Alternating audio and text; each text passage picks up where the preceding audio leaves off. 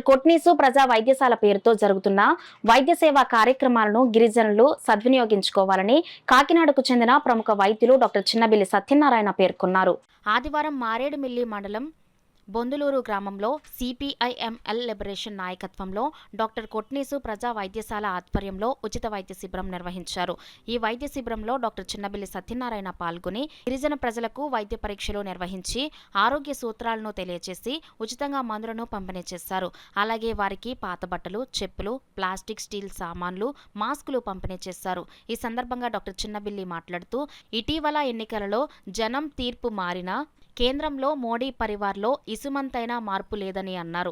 ఈ కార్యక్రమంలో CPIML liberation Kakinada జిల్లా కార్యదర్శి ఏగుపాటి అర్జునరావు, జన సాంస్కృతిక మండలి జిల్లా అధ్యక్షులు సోమిశెట్టి ప్రసాదరావు, కార్యదర్శి పల్లా శ్రీను, గిరిజన హక్కుల సాధన సంఘం రాష్ట్ర కన్వీనర్ బి విప్లవ కుమార్, జైభీం ఆటో యూనియన్ అధ్యక్షులు సిహెచ్ రాంబాబు, జన సాంస్కృతిక మండలి సభ్యులు శామ్యుయల్ రాజు, సింహాచలం, విలియం షేక్స్పియర్ తదితరులు పాల్గొన్నారు.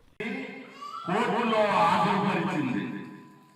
రచయిత్రి అరుంధతి రాయిపై ఒక కేసు నమోదై ఆ తరువాత 14 ఏళ్లకు ఢిల్లీ లెఫ్టినెంట్ గవర్నర్ ఉపాధ్యంగా విచారణ చేసి అందుకు అనుమతి మంజూరు చేశారు.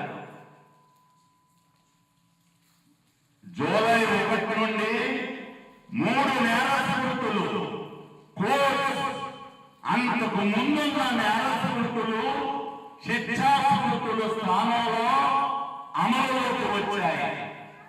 ఈ కొత్త కోర్టులోని అనేక నిబంధనలు పౌరుల ప్రాథమిక హక్కులపై అనేక రకాలైన ఆంక్షలు విధించబోతున్నాయి.